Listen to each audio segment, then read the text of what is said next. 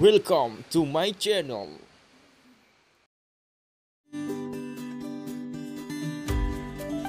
Tujuan pembelajaran kali ini adalah dapat menjelaskan pengertian komputer dan elemen-elemen penyusun sistem komputer. Let's start learning! Pertama-tama, kalian tahu nggak sih apa itu komputer? Komputer dalam bahasa Inggris yaitu to compute, yang artinya menghitung. Dan menurut American Standard Institute, komputer adalah memproses data yang dapat melakukan penghitungan yang besar dan cepat. Tujuan pokok dari adanya komputer adalah untuk mengolah data menjadi informasi.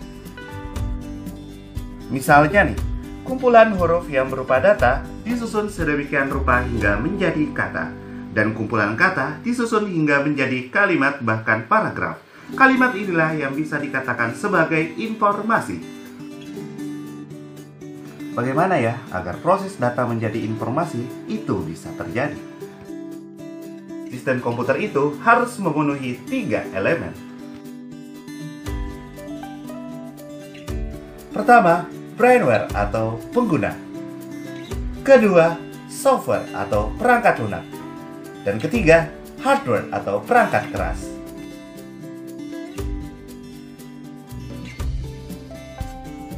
Bagaimana jika salah satu elemen tersebut tidak terpenuhi? Kondisi pertama yaitu ketika hardware tidak terpenuhi. Tidak ada wadah yang digunakan oleh brainware untuk menjalankan software. Bisa dikatakan hardware tanpa software hanya berupa benda mati. Kondisi kedua yaitu ketika software tidak terpenuhi. Hardware tidak akan bisa berfungsi tanpa software di dalamnya. Ya, karena software inilah yang mengarahkan operasi seperti apa yang ingin dilakukan. Kondisi ketiga yaitu ketika brainware tidak terpenuhi. Tidak ada user yang mengoperasikan, hardware dan software tidak bisa berjalan sendiri tanpa user.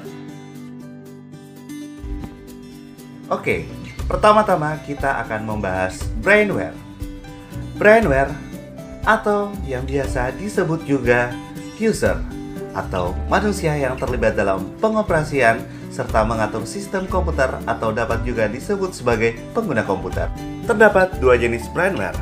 Yang pertama, lateral komputer, yaitu pengguna yang hanya punya pengetahuan dan pemahaman tentang cara menggunakan komputer serta bagaimana menggunakannya. Kedua, kompeten komputer, menguasai terminologi komputer, menguasai fungsi sistem komputer, memiliki keterampilan menggunakan komputer. Kedua, kita bahas tentang software. Software merupakan sarana interaksi antara pengguna dan perangkat keras. Bisa dikatakan bahwa software adalah penghubung antara user dan hardware yang bekerja sebagai penerjemah perintah user untuk diproses hardware. Software terbagi menjadi 2 jenis, yaitu software sistem operasi dan software aplikasi. Pertama, software sistem operasi, yaitu merupakan sekumpulan program yang ditulis untuk melayani program-program lainnya, misalnya Windows, Macintosh, dan Linux. Kedua, software aplikasi, yaitu dijalankan pada sistem operasi yang merupakan program siap pakai pada bidang tertentu. Contohnya, Microsoft Office, AVG Antivirus, Google Chrome, Visual Studio, CorelDRAW, dan masih banyak lagi. Jenis software aplikasi seperti Business and Office Application, Antivirus and Utility Tools, Graphic Design, Development Tools, and Communication Application. Hardware merupakan peralatan pada sistem komputer yang secara fisik dilihat dan dapat dijamah. Di hardware ini juga lah berbagai macam software dioperasikan.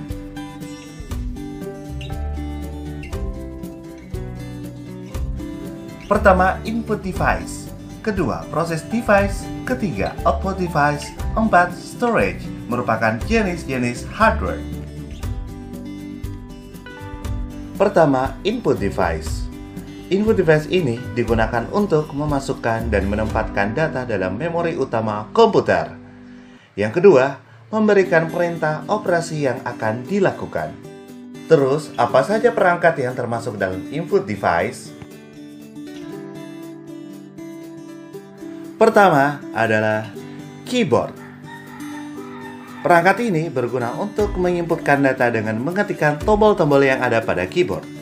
Data yang diinputkan bisa berupa huruf, simbol, atau yang lain. Yang kedua adalah mouse. Perangkat ini berguna memindahkan pointer dan memilih jenis operasi yang akan dilakukan pada komputer. Pointer itu berupa tanda panah yang bergerak ketika mouse ini akan gerak. Yang ketiga adalah scanner. Perangkat ini membaca sebuah dokumen baik gambar maupun teks yang disimpan secara digital. Selanjutnya, proses device. Di sini, data yang diinput diproses untuk mendapatkan output berupa informasi atau data dalam format yang diinginkan pengguna, contohnya CPU. Kemudian kita ke output device. Ini menampilkan hasil dari pemrosesan data sesuai input yang diberikan. Hasil pengolahan dapat berupa teks, gambar, atau suara.